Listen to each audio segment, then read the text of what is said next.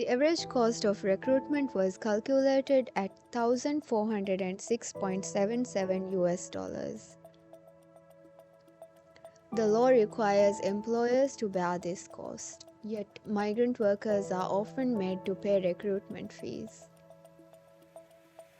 93.15% of respondents of our study reported having to pay recruitment fees.